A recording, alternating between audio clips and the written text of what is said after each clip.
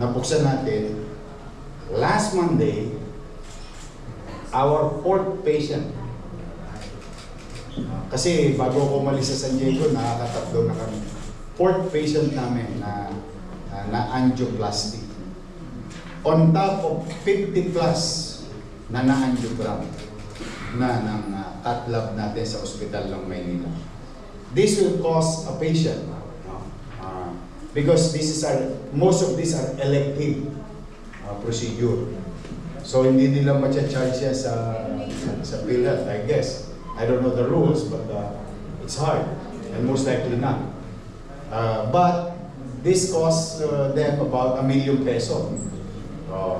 Sa Maynila, total bill, 1 million or 975,000. Total bill. Grand total, 0. Courtesy of the taxpayer of the city of Manila. So the people now, mayaman, middle class, mahirap, will now have an equal opportunity to grab such services that is most likely available sa mga matatayog na ospital, katulad ng Heart Center, PGH, at saka mga private hospital. But in the city of Manila and the people of Manila will have now access and hopefully equal opportunity to have such procedure. Yun. Natutuwa ako kasi sulit na sulit yung ang mahal ng stent Senador, Secretary, mahal yung stent. Pero, sabi ko nga, sa baliwala yung pera, mabuhay na yung tao. Kasi yung ligayang maibibigay mo sa miyembro ng pamilya na kasama pa rin. So, machines, equipments, facilities, human resources, lahat niyon, yung buong ecosystem na yon, pinupunan namin. Now, this is now the future. In line with your first question, ito na yung mga malalayong panahon na pakikinabangan talaga. Kahit pantay na pa natin tatlo dito, mapapakinabangan pa to ng susunod. Because of what PLM is doing, and we are very proud of them, especially, special mention ko lang kasi ito yung topic, yung ating mga dean sa College of Medicine and the professors. We're using top-notch medical professionals. So, yung end game ko sa lumang ospital ng Maynila, nadurugin, dahil nagtayo na tayo ng 10-story from 5-story na luma, bago tayong fully air-conditioned ospital ng Maynila. So, baka yun. Yun yung doon natin tatayo yung College of Health Sciences. Ito naman, this will produce more doctors, nurses, and medical technologists. Doon sa ating, from 300 cap in PLM ground, we can accept 5,000 students. Wow. With the help of the national government, through the Office of the President, Ferdinand Bongbong Marcos Jr., via LGSF. Ayun. Kaya local government support fund. LGSF. Okay. Running a city is just like running a country, especially if the city is Manila. Yung kung scale up mo yung ginagawa sa City of Manila on a national plane, magkakaroon talaga ng radical transformation ang ating bansa. Because makikita mo dun sa isang sample, the City of Manila, which is very important, Cabecera, the capital of the Philippines. Ito talaga yung larawan ng bansa. Microcosm of Philippine society. Pinag-usapan na natin sa ani, and Mayor answered them very well itong questions nito. Senior citizen, nabanggit na. Yung kabataan naman, programa, nabanggit niya. And I'm a witness to this because I'm teaching at PLM, Mayor, no? For several years already. So, napag-usapan natin yung digitalization, improving efficiency in governance, especially in business transactions. Pinag-usapan natin yung health. Bibilisan na natin, marami pang aspeto ng buhay. Kasi general welfare ang talagang overall obligation ng local government is to promote the general welfare of the citizens, of the inhabitants within the territorial jurisdiction of the local government unit. So, bibilisan natin. Peace and order, Mayor. Oh, nako, importante rin yun, no? Kumbaga, ano yan, rekado sa isang panatag at maliwalas na pamayanan. Well, I'm very proud of our men and women uniformed personnel of the Manila Police District. Especially nowadays with General Santiago leading MPD. Basta sa amin sa Manila, like any other city in the world, in fact, I think the worst city that you can ever be with is in Paris. No? 5-5 snatcher doon at saka Mandaluyong. Worse. I think Paris is the worst. But just for the sake of, let's call a spade a spade.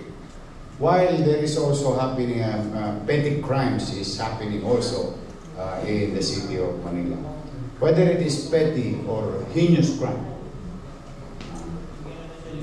Basta commitment namin sa taong bayan, if we can prevent, that's gold medal. But ito, panawag ako lagi sa mga tulongges, sa mga underworld. Pag ginawa nyo sa Maynila, ang ikamamatay ninyo, kuya.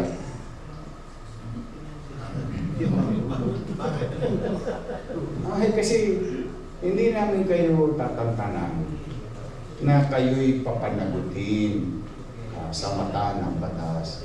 Kukunin namin kayong buhay hanggat maaari because ang policy ko sa Manila, get them alive in as much as we can because we should not be the judge. We should be the enforcer. We enforce the law and let the judge decide whether he is guilty or not. We bring justice to the victim, that is our job. Kaya dito sa Manila, napapansin mo, may nangyari kanina, o huli ngayon, huli bukas, o maaaring mahuli ng ilang oras, maaaring 1 linggo, 1 buwan, 1 taon, 5 taon, I don't care. We will go after you. Yan ang commitment namin sa Manila. That's why the effects of it is umaalis na yung mga tulongges. Yung mga nakatira pa rin sa amin mga tulongges, pero hindi na tumitira sa Maynila. Ay wala, may hangganan yung ano ko eh. Jurisdictional eh. Geographical yung authority ko eh. Pero, halimbawa, let's just say, for the sake of fairness naman, I don't tolerate them, di ba? If they committed somewhere else and warrants are available, naku, hinahabol din namin. Katulad ng mga nagtago, meron kami 10 years, 7 years, o ito, baka mamaya, o yung nangyari isang heinous crime noong Abril, o nagtago, o tali, I think yesterday nadali na. O tapos yung isa na naman, na may pending warrant, o somewhere else, o namahay sa Maynila, o hinuli nung Smart. So, this is our commitment about the peace and order situation. There is certainty in Manila. How will you describe the very challenging. peace and order? Very challenging nowadays because of the economic situation. Kaya yung petty crimes, parang nandiyan siya lagi. Snatching, yung jumper naman, hindi nagtatagal. 1 oras lang, kalawit. Yung iba nga, sumusuko na eh. Tingnan ninyo yung arte. Kasi meron nangyayari ngayon. Ito, I don't tolerate this. And I will not allow it, given a chance. Pero at the same manner, hindi ko rin mapipigilan yung galit ng tao. Alam mo yung mga nagja-jumper sa arte ngayon, hinahanap na ng hindi pulis ang naghahanap. Yung taong bayan gusto na silang pagbigyan. Nagagalit na yung mga taga-Tondo, yung sa atin. Kasi yung muhi, tinatamasa ng regular citizen na wala namang kinalaman. Sa nervyos ng mga ng mga jumper, sumusuko ngayon kasi bakit ka sumuko? Parang may papatay sa amin doon sa amin, hinahanap po ako. Kilala ko po yung naghahanap sa amin, pagbibigyan daw ako. Kaya gusto ko na lang sumuko sa police. Kaya, so the point is, meron bang mangyayari tomorrow o mamaya? Posible. Next month, posible. Pero ito, tiyak, hoyo kayo lahat. Kaya sabi ko, payo ko naman, bilang ama ng lungsod, huwag na, magbagong buhay na kayo. Kung hindi man, lagi ko sinasabi, because I grew up in the street, sabi ko, basta walang tatayo sa sarili niyong bakuran. Yun ang, kung hindi ko kayo mapagbabago, walang, pero pagka kayo may pananagutan, nalaman namin, papapanagutin namin kayo sa mata ng batas. Economic development and job creation. Mayor, ano mga programa at naisagawa na at gagawin pa para sa ganoon na kahit sa dito man sa lungsod ng Maynila ay ating mapalago ang negosyo at magkaroon ng maraming trabaho para sa mga Manileño o kaya pati kahit sa mga dayo, marami naman dayo dito sa atin nagtatrabaho. Jobs is part of the 4 pillars of the MBN, the minimum basic needs, the focus na. And for me to have an offer job opportunity is to really allow, liberalize our rules. Ease of doing business must happen in Manila, which even ARTA, at the time, 2019-20, binigyan kami ng pagkilala. PCCI, binigyan kami ng pagkilala. FFCCCCII, all the business community. Kasi under our watch, pinaluluwag ko ang pamumuhunan sa Maynila. We grew double digit in just one year. And that provides a few tens of thousands of jobs in Manila.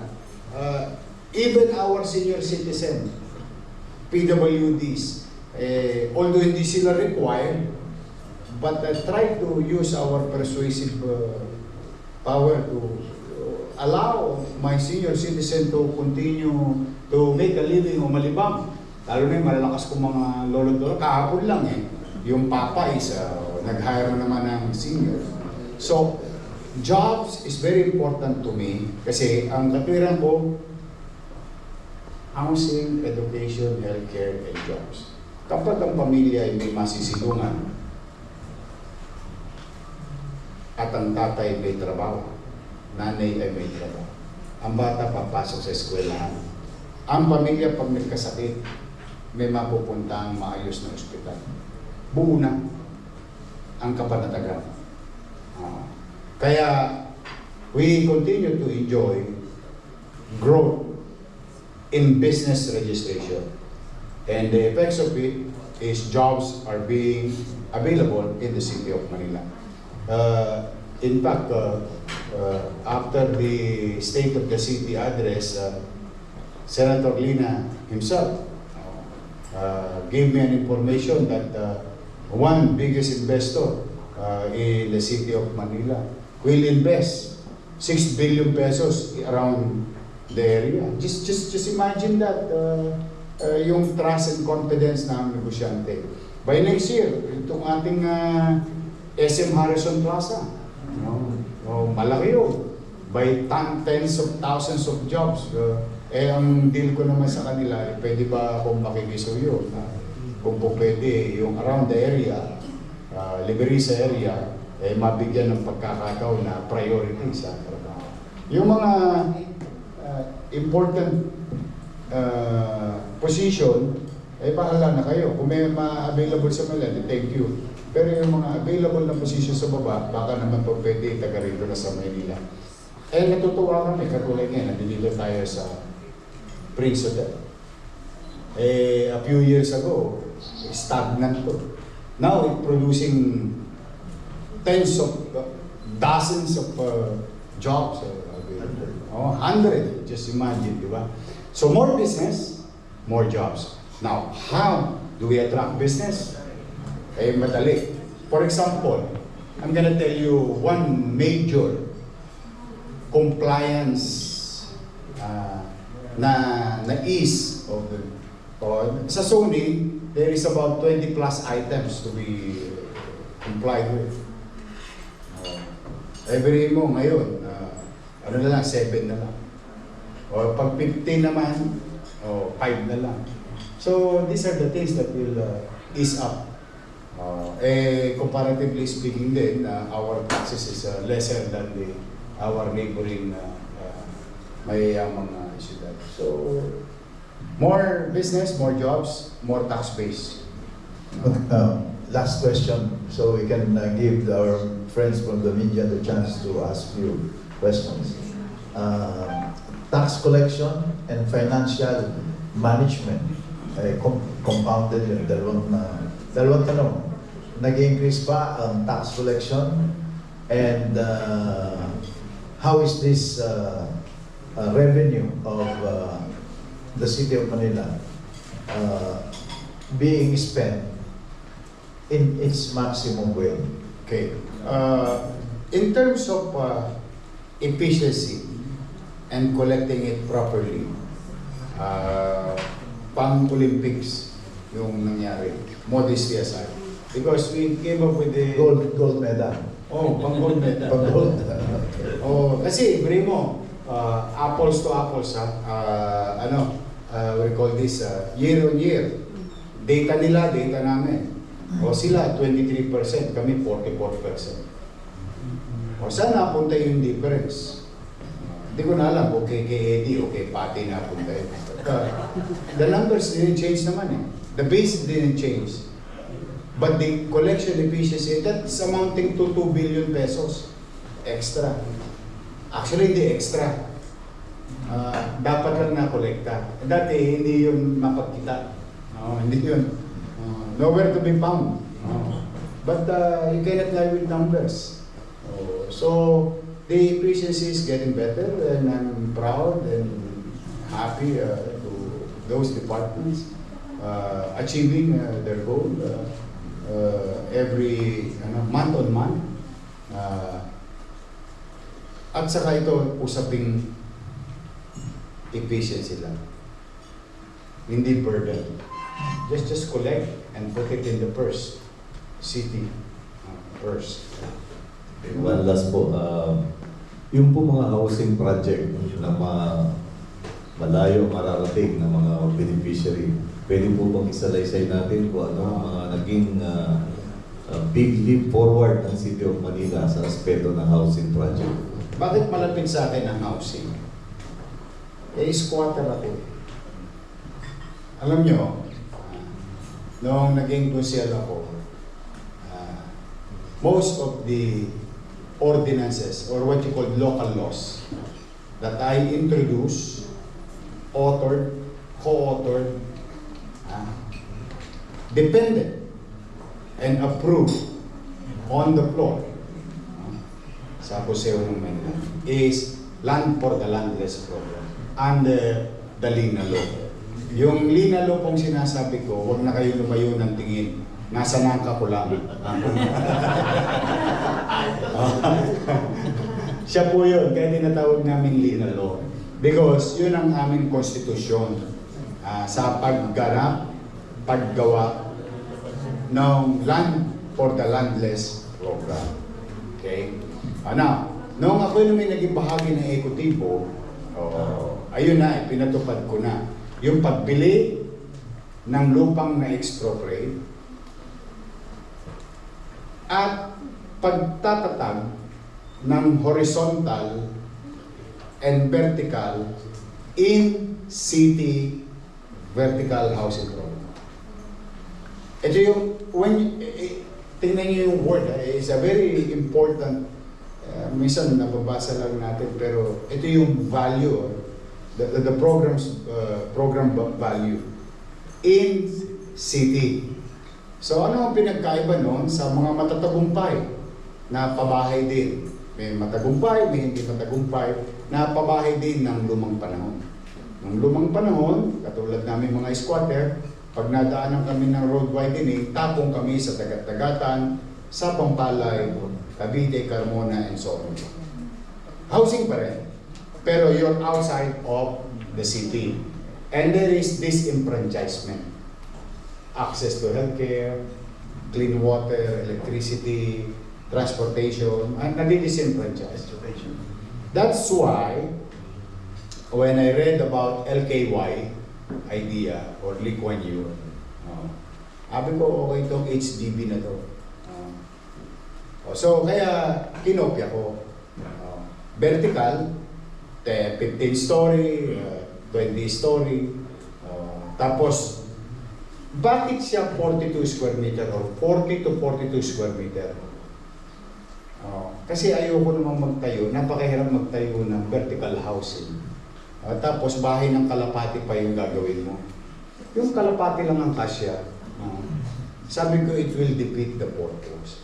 Because we are taking care of a family. A family is composed of a mother, a father, and children.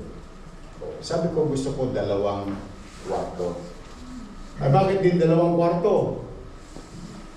Ito lahat kasi puro karanasan ko to sa buhay, no? Pagiging squatter. Isa sa mga domestic violence incident is involving family because of lack of space, lalo na sa mga dalagang anak. May mga incident din. Yun, dahil sa 2 kwarto, mapaghihiwalay mo yung magulang at yung tatay na tumira ng gym, nag-iinit ang katawan, o hindi mapapariwara, o alam mo, you'll never know. Ako, reality, ako kasi kinukwento ko karanasan. Hindi mo pwedeng gawa-gawang kwento lang yun. So para maiwasan yung ganung incident. So may dissenting tirahan, espasyo yung magulang at ganun yung mga anak. May ample space, may banyo, may labahan, may kusina, and talagang bahay. Kasi sabi ng nanay ko, tandaan mo, Scott, aso nga naghahanap ng masisilungan kapag umuulan. Tao pa kaya? So that's why tumatak sa puso ko na maging priority ko mamili ng lupa at yung magtatag ng mga bahay na bato, masisilungan, disente para sa mga pamilyang beneficiary. O ngayon, nagbabaha. Tingnan mo yung Condominium 1, Condominium 2, Binondominium 1. We are now building Binondominium 2. San Lazaro Residence, San Sebastian Residence, Pedro Hill Residence. Kung higit kumulang 2,000 units. Base community. In less than what? 3 years? 3 years lang lahat yun, ginawa yun. Ngayon, pag may baha, kamusta kayo dyan sa baba? Sana nakakita, dating squatter. 15th floor, please. Yung sense of pride and dignity. Alam mo yun, dignidad sa pamumuhay ng isang beneficiary. Next month, magra-raffle na kami ulit. August, may raffle na ulit. Kaway-kaway sa mga aplikante. Kasi ganito ang story naman yan. Paano makaka-avail? You're right. Apply. Walk into. Then we raffle. Paano makaka-avail naman yung mga empleyado ng City Hall? Kung yung lupang ginamit namin ay lupa limbawa ng MHD, kasi wala kaming lupa. Alam mo naman ang scarcity of space. So, may sila, preferred numbers, then open sa public. No? And so on and so on. Nirarapol yan. Tapos, how do they pay? 2,000, 3,000 pesos. Magkano bed space ngayon? 5,000, 7,000. Second, Kamusta yung binayad nila? Sila ba yung may-ari ng condominium? Hindi po. Walang magmamay-ari ng condominium. Property pa rin ng taxpayers of the City of Manila. Why? Para maiwasan natin yung professional squatting. Yung mahal-mahal ng condominium, 42 square meter. Beri mo, katabi mo San Sebastian Church. Di ba? 42, may swimming pool pa.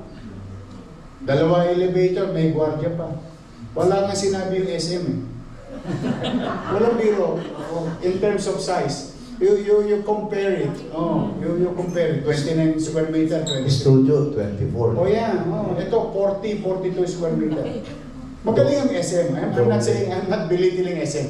Sinasabi ko lang, parang daig mo pang nasa SM. Pag nasa housing ka ng Maynila. Kasi kung studio bibili mo, that would cost you about 5-7 million. At 42 square meter, you do the math. So, professional squatters will sell it immediately at 500,000. Kawawa na naman ang taxpayer ng Maynila. So, when I drafted, this is the longest law that I drafted personally. Although mayor na ako, hindi na ako pwedeng gumawa ng batas. Pero ito personally, Senator, ako nag-draft nito personally. Kung paano ko hinimay-himay yung pabahay. Tapos saka ko ibinigay sa Sangguniang Pangulo. Makapal yan. Now, no ownership, pero the rules on family code will apply. Halimbawa, ikay magulang, siyempre tatakot ka dahil baka mamaya, pagpatay ka na, palayasin na yung pamilya mo. Hindi po, i-apply yung family code under the rule of succession. Yan. So, protektado sila. So, meron silang virtual ownership. Wala silang ownership para hindi nila mabenta. Para maproteksyonan ko yung mga taxpayer ng Manila. At maiwasan ng mga professional squatting. Ito ang punchline. Isang araw, si Juan de la Cruz at si Petra at si Juan Jr. umunlad ang buhay. Dahil nakatipid sila, dati nagbabayad sila ng upay 7,000, 10,000, ngayon nagbabayad nila sila 2,000, 3,000, ang laki na natipid nila, at naging masino pang magulang. Naging masino, nag-impok, nag-invest, lumago, aalis na sila sa San Lazaro Residence, San Sebastian Residence. Alis na sila dahil bibili na sila ng sarili ng lupa. Lahat ng hinulog nila ay sosoli ko. Why? Ulitin ko, government is not into realty business. We are into public service business and people helping people business. We are not there to earn. That's my idea. Kaya kung pinagbabayad ko lamang, itinuturo ko lang at i-inculcate ko sa mindset nila na ang pamumuhay ay hindi libre. Ang pamumuhay itself, whether mahirap ka o mayaman ka, may toast gas. Araw-araw yan. Squatter nga, nagbabayad pa kami sa may balbon sa dibdib. Nakikabit lang kami doon sa kasosyo kami sa Meralco eh. No? Stockholder kami ng Meralco nung araw eh. 20 pesos isang bumili eh. You pay 20 pesos, 10 pesos, electric pan. Yung TV, may bayad yun. Babayad ka ng kuryente, kaya lang doon kay Eddie, saka kay Pati, hindi kay Meralco. Tubig. Yung tubig, di ba nung araw nawasa? Sa gabi nawasak yun eh. May gastos. But ang gusto ko lamang sa tao, sa beneficiaryo, ma-inculcate ko sa buhay niya at sa mga anak niya na ang pamumuhay ay hindi libre. Pero, hindi naman para kaming ko o yung perang pinagpaguran niya. Kasi kung lilipat ka na, siyempre bibili ka na sa sariling bahay. Meron ka pang bonus. Yung lahat ng iniwan mo. Now, except for the performance of the money. Para makita nyo ng economics na dynamics. Lahat ng inuhulog mo, tangan-tangan namin. Kikita yun. O amin yung kita. Yung tubo nun, interest. Diba? O kasi yun yung mga pang-maintenance ko. O yung principal protektado. Let's just do the math. Let's just do sample. 2,000. 2012, 24 times 10 years. 240,000. Let's just say 20 years, 480,000. O, lumago ka na, alis ka na, bibili ka na sa'yo. Balik ko sa'yo, 480,000. Nasa trust fund siya. O, paano ngayon? Gugulong ba yung pera? Ay, gugulong. O, kung makapagpapagawa, I'll tell you my simple man. No? Halimbawa lang, in a good day, nakapagpagawa tayo 100,000 units at 2,000 every single month. Baka every single year, patayo ko ng 20 story. Kasi magiging ginisang lugaw siya. Yung gatas na gatas mo yung gatas, parang sarili mong mantika, gugulong yun, mag-evolve yun. That's what happened with Singapore. Kaya lang sa Singapore, the only difference is 5% with our idea. Sa kanila kasi equity. Talagang binabayad mo at pinalalago ng gobyerno. Sabi ko, doon kasi, people can afford. Pero yung sidecar boy, kaya ba magbayad ng equity noon? Hindi. Pero yung sidecar boy, kaya magbayad ng 2,000. Ako na mismo magsasabi sa inyo, sidecar boy ako eh. At yung 2,000 pesos din, yung pineg ko pa, nung high school ako. Sige, I'm gonna tell you. Kung ako'y sidecar boy, ang boundary ko, Tasikwen, pag may stereo. Anong araw kasi may stereo eh. Tapos 5 pesos sa Motolite, no? Charge. Anything above that, neto ko. Let's just say, minimum kong kinikita nung 1990, 50 pesos. Times 30 days, 1/5. Ang ulo, per ulo ng araw, 3 piso lang. Kahit malaki Wepax nung umupo sa'yo, sabog yung 2 bangko, 3 piso lang yun. Kasi binabase sa ulo eh. Minsan medyo healthy yung kaya wala nang makukuha isa. Yun na. Ito ngayon ang mathematics. Magkano sidecar ngayon? Posam, Edneb, isang ulo. 50. Magkano? 50. Kita nyo, mahal na. Kung baka 100 siya isang araw, 3,000.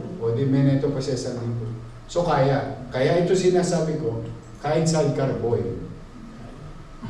kahit basurero, kaya magbayad ng 2,000. Pag itinama lamang niya yung kanyang mindset. Kaysa naman, kumita ka ng konti, tapos pupunta ka agad kay Alindoria. Alindoria, small na dyan. Bilog. Pag may pera konti, 4 kantos.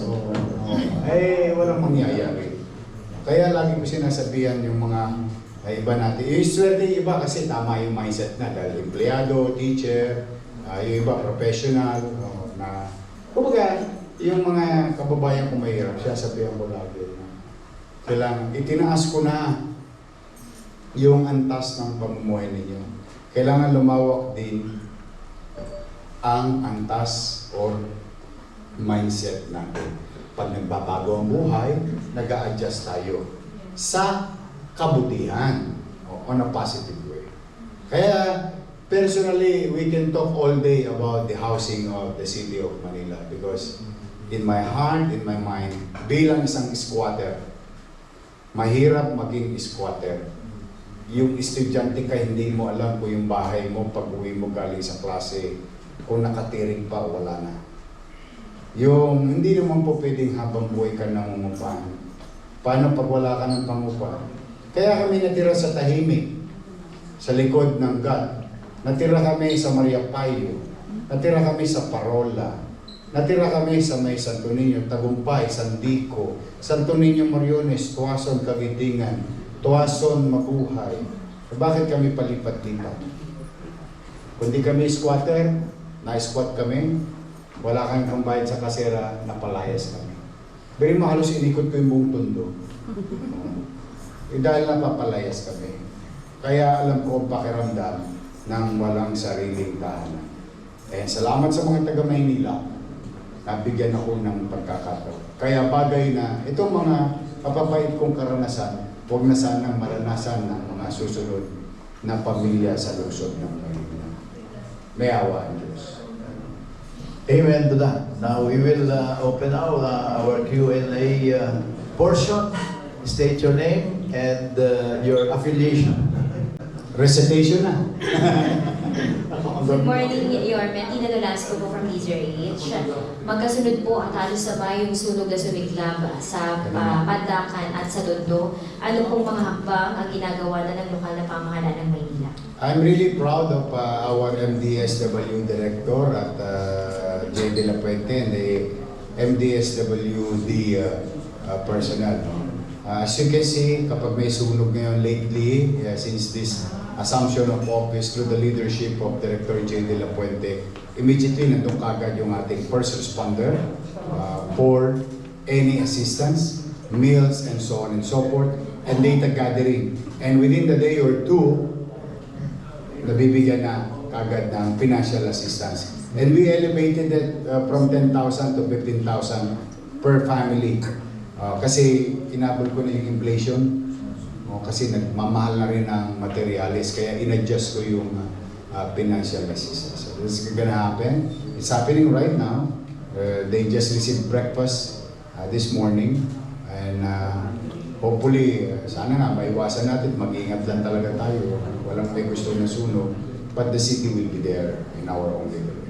Sure, I know sa side po ito ng PNP or Manila Fire District, pero sa side po ng local LGU or sa City Engineering Office, may ilang mga residente, particular sa Pandakan, na nagsabing hindi gumagana yung sprinkler ng residential de Manila Building 1. Sa side po ng LGU, paano nyo po tinitiyak na yung mga condo unit dito sa Maynila ay gumagana yung mga sprinkler at yung mga fire alarm? Well, the building official is constantly directed to random check. Kasi nga, nagkakandak tayo ng MDRRMO simulation, exercise, yung earthquake drill, and so on and so forth. So, naturally, in our own little way as local government, it's being conducted. But these are just talks of what transpired until we are going to let BFP to come up with the result of their investigation. Mayor, the other topic po, marami po ang nagagandahan doon sa mga bamboo along Rojas Oh, Boulevard. I appreciate it. Oo. Thank you. Marami. Madadagdagan pa raw po ba ito? Yes. As our commitment, sabi ko nga sa inyo, di ba luma ang Maynila, kailangan ng Maynila maging maaliwalas at panata. This is the road to that statement. In fact, yesterday, Chief of Staff Cesar Chavez and I, Andres, and Giovanni Evangelista went to Quirino and Canonigo yesterday. Kasi yung mga poste ng mga skyway, sayang naman yung mga espasyo. We are now about to reclaim all those open space to be converted as open green space. Like what we did, which is about to be inaugurated in the coming days of this August, yung green space that we create, 1 hectare, yung ating pet park at saka senior citizen park in Santa Ana. So, you'll see bamboo there also. Loton, you'll see bamboo there. You'll see bamboos, nedra,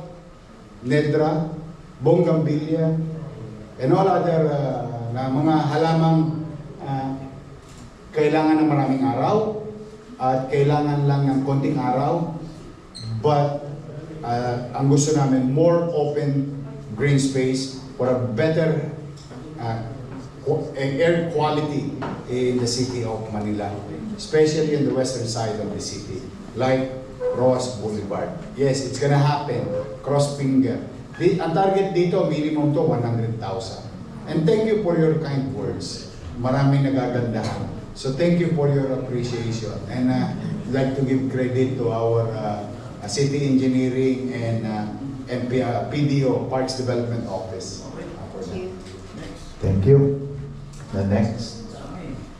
Mayor, good morning po. Aaron from SMNI. Sundan ko lang yung kay Tina regarding po dun sa bamboo. Totoo po, Mayor, marami po nakaka-appreciate dun sa bamboo project, lalo na yung particularly yung sa Rojas Boulevard.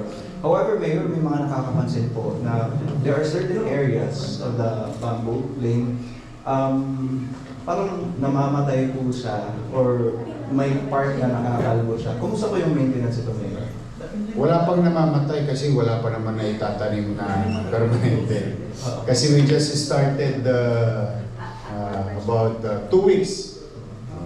2 weeks yan nagsimula nung bago ko umalis sa San Diego.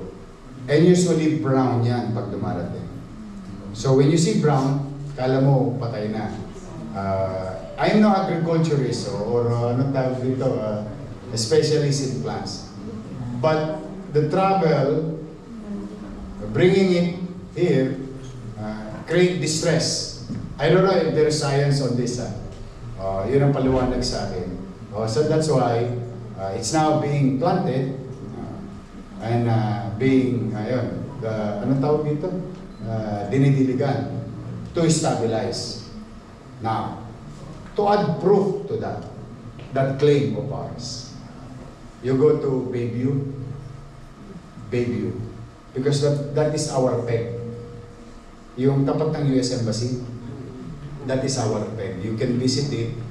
We planted it, dilaw na dilaw. Kala ko, mamamatay. Pero talagang gusto na mag-test bago mag-invest. Kaya nag-pegging kami. So we planted it there 3 months ago, and we were shocked. Grabe ang blossom, ang greeneries. At saka yung hanggo, yung amoy probinsya, yung hangin from Rojas Boulevard. So that's why we decided, okay, tirahin na natin, larga na natin yung programa. And this is happening right now. Sorry for the colors, I don't have the control over the colors, but naturally, if it is planted carefully and maintained, ang maganda maintenance yan, tubig. 1-2 sawang dilig. Yun lang ang kasi malakas uminom or mag-consume ng tubig ang bamboo, which is on top of, on the side lang to. Hindi ito yung talagang gusto namin goal. Pero ito yung bonus niya. Ang gusto namin, yung heat index, bumaba doon sa area. Clean air doon sa area.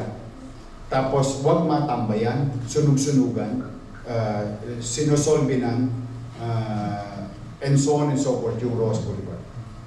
And safety for the driver.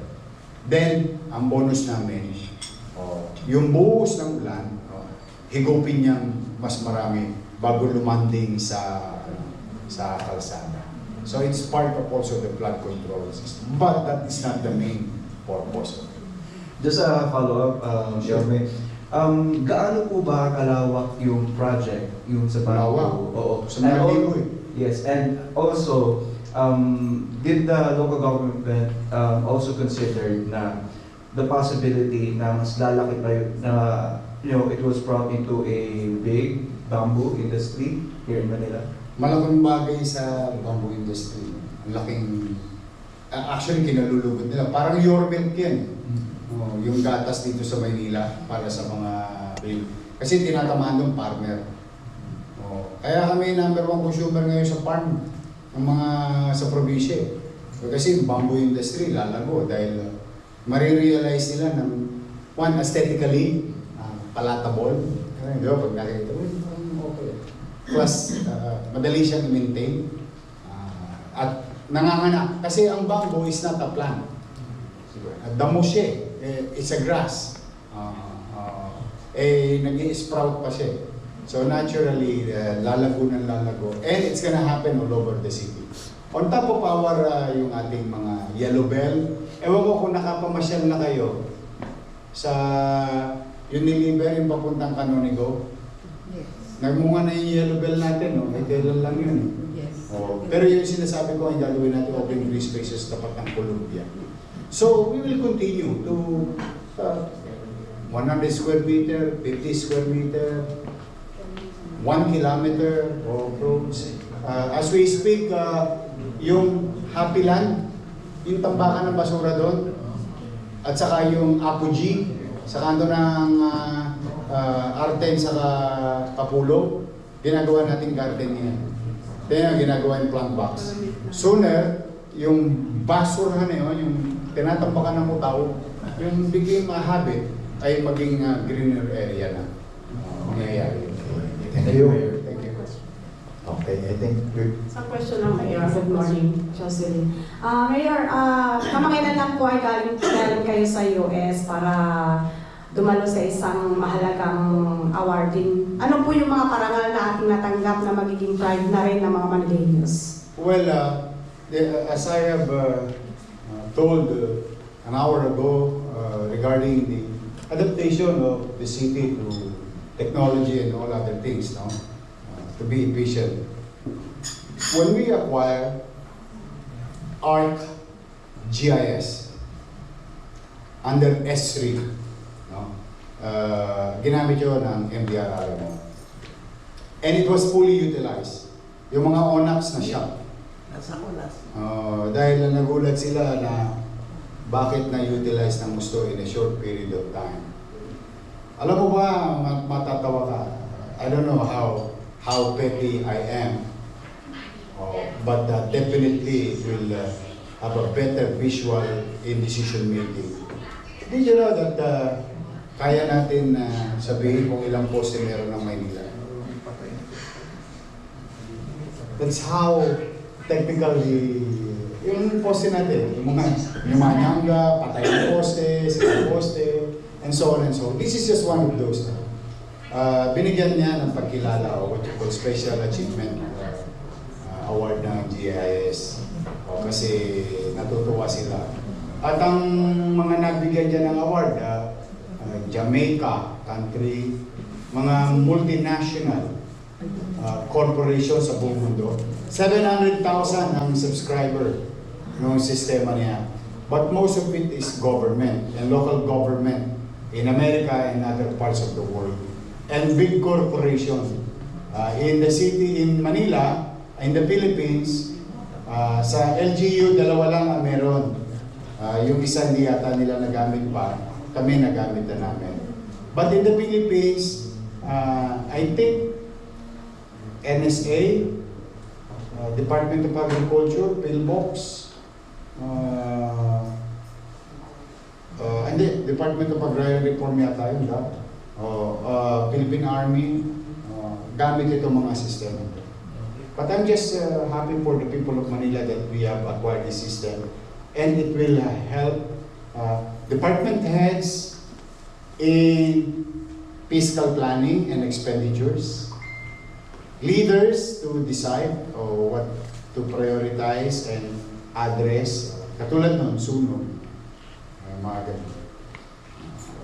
So, yun yung binigay sa ating pagkilala, SAG. Hopefully, magtuloy-tuloy. Congratulations sa ating team sa MDRRMO. Good morning, Mayor, Ms. Marlene Bridgestock. Ask ko lang po, kamusta na po ba ang pagpapatupad ng ACMI program na kailan lamang ay pinasimula ng ating butihing Pangulo at ang ating butihing Secretary ng DSWD Rex Gatchalian. At ang follow-up questions ko po ay kamusta na po ba ang mga programa ng Pangulo itong sa Luzona at ano po sa mga programang ipapatupad sa Manila? Ay, yung LGS, tinatabangan namin lagi. Alam mo, medyo kami, tawag yung parochial alam mo yung mga local government, medyo parochial lang ang aming mindset. Of course, we're waiting for next season's LGSF. But as we speak today, we continue to benefit from the LGSF. Ngayon, nagbibigay ulit ng third tranche natin sa bigas para sa bawat mamamayan sa lungsod ng Maynila. Natapos sa barangay, sa mga transport the other day, ngayon mga empleyado naman, private and government. So those are the things. And we submitted also some projects for the LGSF to be funded. Ang malaking bagay talaga. mga parokyal body. Okay, next. Good morning to Mayor. I'm Rob Carlo Elpo from PLM's ang Pamantasan. O yun, mga scholar mo. I want to ask a question lang po. Last year po kasi around late November, isa po sa pinaka-napansin naming mobilization around our vicinity ay yung sa demolition and relocation po ng mga residente sa Banana Island. Nung may nakapanayan po kami isang residente doon, sabi po nila, ang problema daw po nila sa lilipatan nila ay bukod sa malayo to, which is sa Morong Rizal, ay substandard din daw po yung lilipatan at malayo din po sa pangkabuhayan. Gusto ko pong malaman yung side ninyo, Mayor. Ano na po bang update sa mga residente ng Banana Island? And paano po natin ma-ensure na sa mga susunod pong relocation na gagawin natin dito sa Maynila na livable po and equitable yung ibibigay natin sa kanilang bahay? That I agree with them. Kasasabi ko lang kanina na normally, if you throw them away from living in highly urbanized setting, depriving them access to education, healthcare facility, and maybe substandard. That's why I, for one, is not,